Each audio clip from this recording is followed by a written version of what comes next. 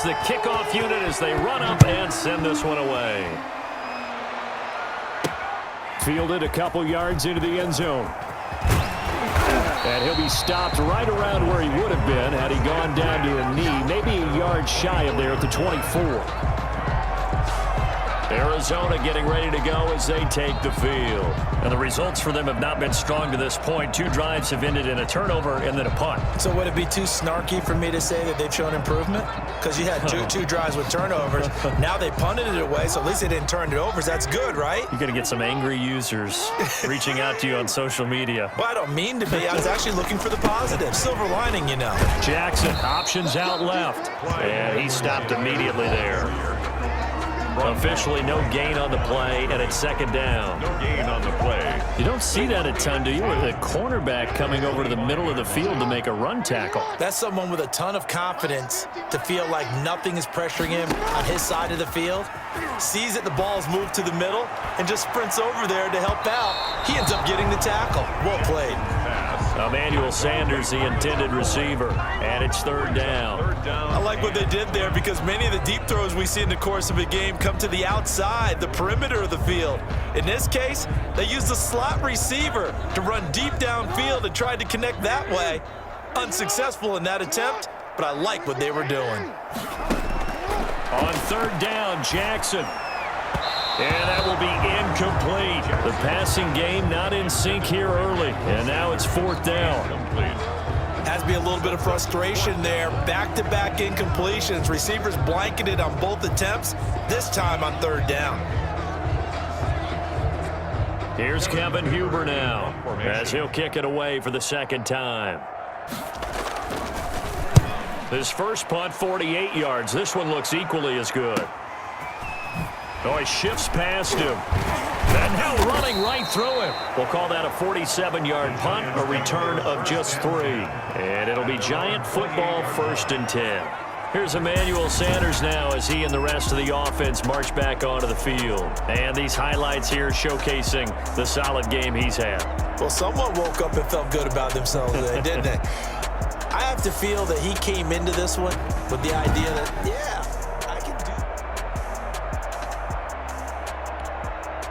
the Giants offense at the line, ready to begin their next drive. Out of the gun, Blau. Throw left side complete. That's Sanders. A pickup of about 3 yards as he's taken down at the 31. 3 yards the gain there, second down. At the 31-yard line. That first down completion only netted him 3. 2nd and 7. And we've hit the 2-minute mark in this first half of action.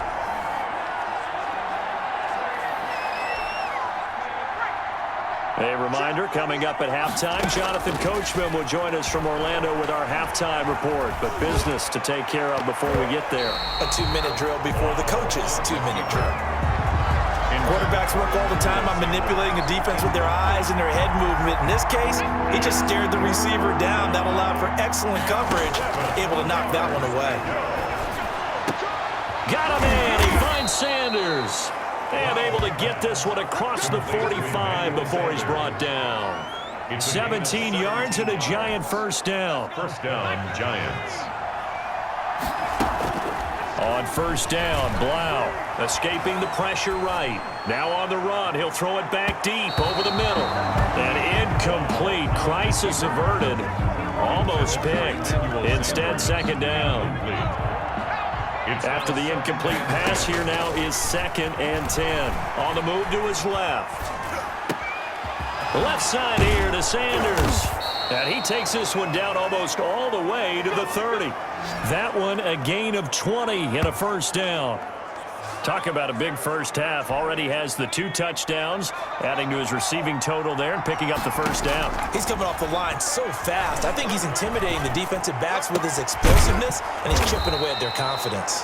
And they'll work it inside the 15-yard line before it's all said and done. He's been a one-man wrecking crew these last couple of plays. This time 18 more and a first down. And certainly a valuable tool to have in your kit, Emmanuel Sanders, and he's shown us quite a bit in this one. And that's why they want to use him immediately. You know they come out of the locker room saying, let's get the ball to him, get our offense jump-started, and in this case, it's worked throughout the game. Thus, they have the lead. Emmanuel Sanders. Well, he'd been targeted quite a bit on this drive, and finally, I think the guys on the defensive side, they said no more. They slapped the double coverage on him, made it very tough for him to get the ball. And that is caught. He's got it for a giant touchdown. Emmanuel Sanders on his way to a monster game. 3 first-half touchdowns. And the Giants are able to add on to their lead. A lot of people might call this backyard football. Sometimes just understanding who you've got out wide and who you're going to throw it to. Give him an opportunity to go up and make a play, even when contested. Looks like that one worked out pretty well. The trust factor in effect.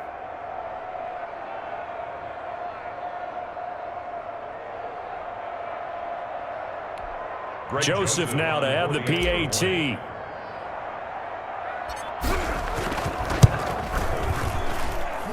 He missed one earlier, remember, but this time he gets it to go. So this drive spans 7 plays, and it was polished off by a Giants touchdown.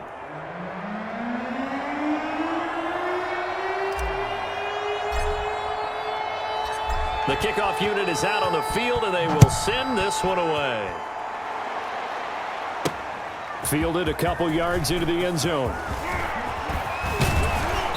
And they'll start this drive just across the 30. Pretty nice work on the return. At their own 31-yard line. Getting set to go again as we look at the back heading onto the field again. You can count his carries on one finger. They've only given him the rock one time, Charles. What gives? So we can't draw any conclusions just yet. He has to touch the ball multiple times in order to get into a rhythm and have a chance to have success. You know who else gets into a rhythm? The offensive line. They feel better about what they're doing when they know they've had multiple opportunities to get it done. Yeah, well, the conclusion we can draw so far, they're losing here in the second quarter. Let's see if they change tunes. And the catch made. This is Emmanuel Sanders. The Cardinals going to use the first of their timeouts as the clock will stop with 20 seconds to go in the first half.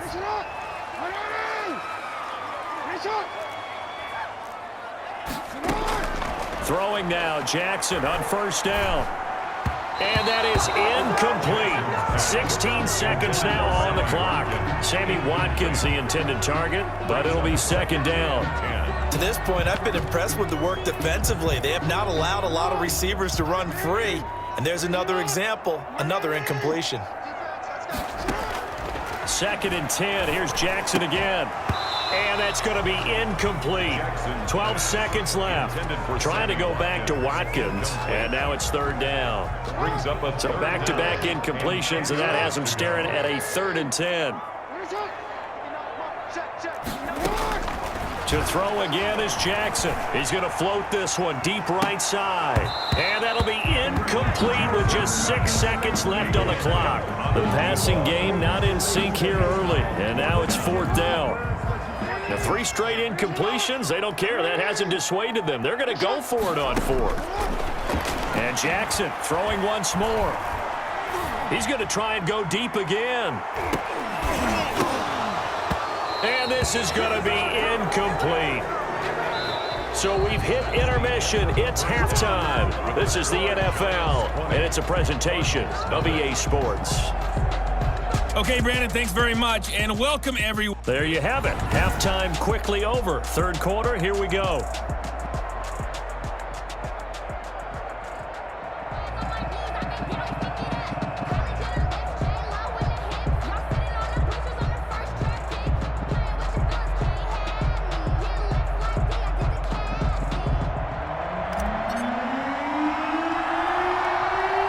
It'll be the Cardinals who get the ball first. They trail here as we resume action in the 3rd quarter. Certainly not what they wanted out of the locker room here as they'll start defensively at the 40-yard line. And that drives coaches insane, doesn't it? When they see that happen, it just doesn't feel right, does it? Plus, you're giving up yardage.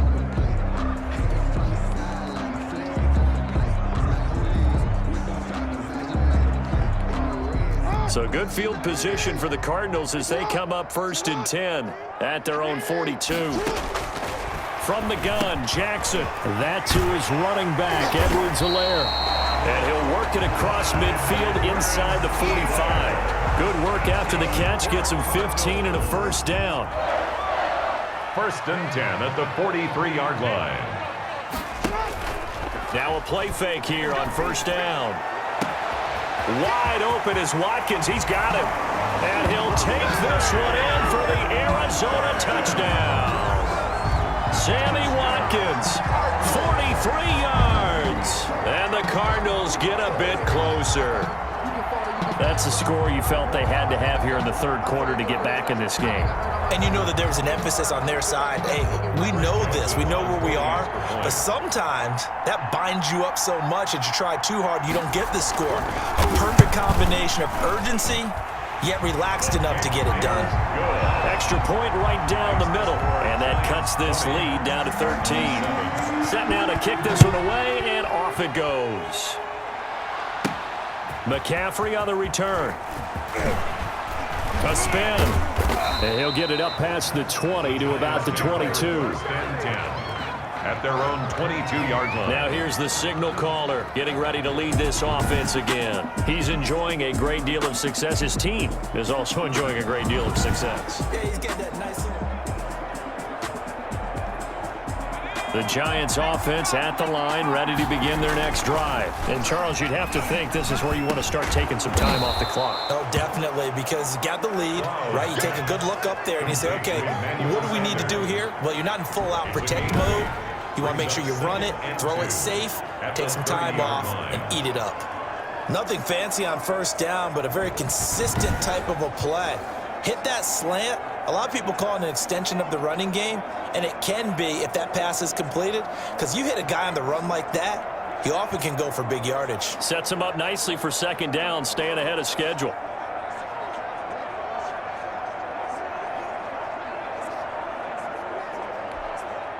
Facing a 2nd and 2 after that last catch, good for 8 yards. Delay of game, offense. He didn't even try to signal for a timeout, so they must have not been aware of the numbers. I think he lost track of the time left in the play clock and probably was trying to read the defense and trying to figure out which play to run and just lost track, and it cost him. Complete to Blake Jarwin. I think it's okay there. They didn't get a whole lot on that play, but it's nice to have a safety valve that's built like this guy. Big target, guy you can spot pretty easily. Put it on him when your other targets aren't open. And that is incomplete. And those two just haven't been in sync thus far. They've done a nice job against him, but still, with his talent, you would expect them to have more completions to him in this game. Now they're going to try this again. It's another fake. And this is incomplete. A huge gamble, and it does not pay off. They fake the punt. It doesn't work out. And the Cardinals will now take over with excellent field position. The football going back over to Arizona now. I guess they have to feel a little gratified to at least get on the board last time, but still work to do. No doubt about it. I wonder now if they're going to try to increase the urgency a little bit, maybe pump up the pace, maybe go 2-minute. Who knows? Let's see what they decide to do. And he's going to keep it here. And down he goes, taking it inside the 10, just shy of the 5 at the 6. Able to find a lot of empty space there, picking up the first down and a 21-yard gain. So in this case, you'd think the defense would be collapsing to the left side of the field, and they forced him to his left. So he just tucked it away and picked up some yardage. And a minuscule gain of maybe a yard from the 6 to the 5. Anytime you decide to use your quarterback as a runner, most of the time when you design a play, you're expected to break a little bit bigger than this one, because when you run him on short gains, your risk-reward and him taking hits, I'm not sure that's the payoff they were looking for. And the ball smack dab on the 5-yard line. Here's 2nd and goal.